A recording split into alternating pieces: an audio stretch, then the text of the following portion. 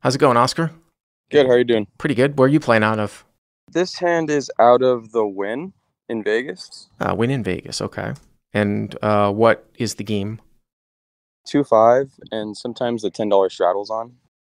So 2-5, and is that 1,000 cap or 1,500 or 1,200 or something like this? Is it 1,200? It's a 15. Oh, okay. So 2-5, Wynn 2-5, 1,500 cap. Sometimes the straddle's on. Is that right? Yep. Okay. And is the straddle on this hand? Yes, it is. All right. So 2-5-10. And how deep are you guys? So it's a three-way hand, and me and one of the villains are 1,600 effective, Okay. and the other villain is 1,135, 1,150, I guess. Okay. You can tell me when we get to the spot who is the 1,150. Okay. So 2-5-10, 1,600 effective. Okay. So another gun straddles on, Mhm. and +2, he's a non-thinking wreck. He limps, folds to me in the cutoff, and I have King of Diamonds, King of Clubs, and I open to 45. So +2, a non-thinking wreck limps, and you've got King of Diamonds, King of Clubs, and you go to 45. Okay. Yeah. Okay. Folds a small blind, and he is a huge VIP. He's probably been in the game for like 3 hours now, and he's in for like 6K. So he's on his fourth buy-in. He 3-bets to 145. And is this the guy that's 1,600 along with you? Oh, sorry. No, he has 1135. All right. So VIP in the small blind, 1135 goes to 3-bets to 145. 145. Okay. Folds back to +2, Mm-hmm. who limp raises to 410. Wow. Yeah. So straight out of Hollywood Park. I always make guys. Anybody who plays in Southern California, they never played in the 5-5 game at Hollywood Park. You will encounter the limp re-raise, old school play. Now this one's even stronger because it's a limp re-raise against a 3-bet. Now I assume though that you're highlighting that the fact that this guy is a VIP, where maybe, although you did say +2 is a non-thinking wreck, maybe you think this limp re-raise might not be as strong as it is typically because the VIP 3-bet out of the small blind? I honestly didn't. I would kind of think the opposite, right? Like, why would he 4-bet to kick the VIP out? I mean, unless like he wants me to fold in the VIP, like to get the VIP to just rip it. I guess it depends on what kind of VIP the guy is. I was kind of thinking along the like sort of wide, like maniacal VIP, but there are certainly VIP whales that play loose passive. So maybe he's not 3-betting like junk. And if he's not 3-betting junk, I see what you're saying. Then it's extra strong. Yeah. So you interpret this as actually as strong as usual, but a limp re-raise to a 3-bet. Did you ever consider folding? No. No. No, never. So he went to 445. Is that right? He went to 410. 410, and you guys are 1,600 effective, right? Yeah. So there's a couple things going on here for maximum value. If you're never considering folding, I mean, I can already see people saying in the live chat, just go all in, go all in. Mm-hmm. I mean, that's obviously one option. I mean, I don't know. The only thing about when you say non-thinking wreck, if you've got king, so you block ace king. So if you basically 5-bet jam, and this has got to be one of the strongest plays in poker, right? You're 5-bet jamming over a limp re-raise to a 3-bet. If +2 has queens here and is playing at 1,600 effective, is he going to call? Yeah, exactly. Yeah, probably not. I mean, that's the only thing. Actually, well, probably because he's a recreational player. But I don't really have a 5-bet range for that reason, unless we're like mega deep. Well, I mean, yeah, but there are you can not have a 5-bet range, but there are still absolutely not in a usual situation, but I still think that there are absolutely times where you might differ and the play would be to 5-bet all in just because you know the guy's going with his hand and like maybe you've got the best hand. You know what I'm saying?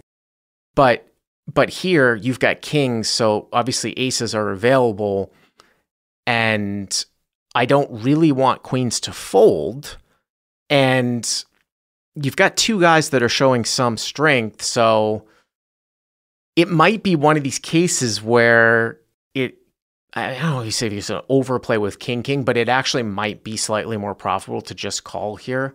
so that you just don't look so strong and drive out the weaker hands. Obviously, you know, an ace could flop, but you're going to inevitably have position and it's going to be multi-way. Say you call here and then that brings the other guy in, you know, the pot's going to be what, like 1200. You're going to have like one SPR with the deep guy and the VIP. Now, the interesting part here is if you call and then the VIP, like you're saying you're never going to fold. Let's say you call and the VIP jams and the other guy jams along with you, jams along with him. Are you still going with it? Yeah, I mean, I would, but I'm not happy about it. Yeah. So what did you do? I ended up flatting. So hero calls, and then what does the VIP do? He calls too. Yeah, VIP calls. Which I kind of knew was going to happen once I called. So now you're at what, like 1230, 1240, something like that? Yeah, 1240. So 1240 to the flop, 3 ways in a 4-bet multi-limp re-raise pot, and you have about just under a pot-size bet left. The VIP really only has like just under half a pot-size bet left. And we go to the flop. Flop is queen of spades, 6 of spades, 4 of diamonds.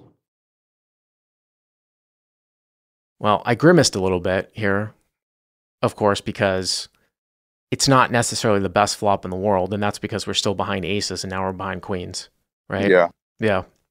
So small blind checks, and the +2 c-bets 425. Wow. Wow. This is insane. I mean, I don't think anybody's going to necessarily get on you. Like you said, if you played it this way and you were never folding, I think at this point, right? I mean, if you're just going to go with your hand, you just jam, right? I mean, if you call, the pot's going to be 2,000 and what, you're going to have like 800 left. I mean, could you ever make a case for calling, like somehow like roping the VIP along here or something like, I mean, on gut instinct, it's like, he goes 425, you call, the pot's like 2,100, and then you've got what, like 750 left. Is there ever a case where you do that to rope the VIP along, and then if something crazy happens, like you call, the VIP jams, and then the other guy jams, I think then you should fold. See what I'm saying? Like if you were to call and then it went jam, jam, you should fold. So, and then of course there's the option of folding.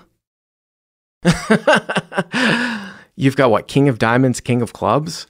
Yeah. What is this non-thinking wreck limp re-raise 4-betting and betting this flop with? What do you think his range is here? I mean, from my experience, limp raises have just primarily always been kings plus.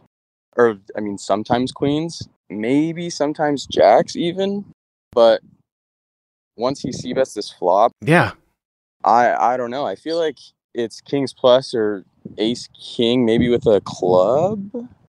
With a club? You said it was like the ace of. You mean with a spade? You mean? Sorry, with the spade. Yeah. I have no idea. Oh my god. I mean, if you call and then the VIP folds, let me look at thinking of another situation. If you call and the VIP folds and the pot's going to be 2,100, and then you have, I mean, you only have 800 left. So if he jams, then it's like 29. I'm saying if you call and then the other guy folds and he jams turn, then it's like 29,800 for you to call, like on a deuce or something like that. I'm just kind of going through all the different combinations of could you ever call and then fold turn heads up. I don't know, man. What the fuck would I do here? Could I fold here? I mean, the way that you're setting this up, I don't like it at all. If he's like a straightforward, non-thinking reg, it's just really weird. I don't really like it that much. I'm just trying to think of if I continue here, what is the best play to continue? I guess it's just call. Just in case, if you're going to continue, you could just go call, just in case something crazy happens, like the VIP check shoves and then the other guy over shoves. Do you see what I'm saying? And I kind of agreed with that. I also felt like jamming here was kind of like I was getting worse to fold and better to call. So I feel like jamming didn't really make any sense. So you called? I called. Hero calls. What does the VIP do? He also calls. Gee, with 300 left? He literally has 300 left, right? Yeah. So you guys put in 1250. You put in 1250 on the turn, or 1275 on the turn. So now the pot is what, 2515. The VIP doesn't have much, and then you guys have like 750 left here, moving to the turn. Okay, what's the turn? The turn's the Queen of Diamonds. Wow, that's interesting. So Queen of Spades, 6 of Spades, 4 of Diamonds, Queen of Diamonds. Now, of course, that makes it far less likely that someone's got pocket queens, but I don't know what the VIP is doing. I was gonna say, well, you know, could the VIP have a queen? But how does the VIP continue here with the call with having like 300 or 400 left in his stack? I mean, it didn't really make sense to me either because he's been pretty aggressive with like all his draws and stuff. So I feel like if he had a flush draw on the flop, he would have just ripped it. Yeah, so I mean, I have no idea, but I don't think it's very strong because he also fast plays his value. Do you think he would have checked jam a queen on the flop and just gone with it? Yeah, 100%. Okay, so he checks, I assume. He snap jams For how much? for 300, Okay. and then the +2 thinks about it for like 10 seconds, 15 seconds, and then he also puts in the 750. Oh my God. I think you have to fold now. Can you ever call now? I mean, sure, you're getting better pot odds. So 750 total, +2, 750 all in total. Yep. So 1,050. So the pot is going to be 35.65, right? 35.65, and it's 750 for you to call. Wow, Jesus. Yeah. So you're getting like 4 or 5 to 1. Oh my God.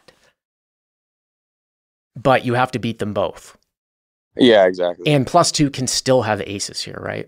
Mm-hmm. Because you've sort of made your hand look like it's a, I mean, I don't know what kind of draws you have here, but oh God, this is just one of these ones where the pot odds are just like, are you good here 1 out of 5.5 times given this action?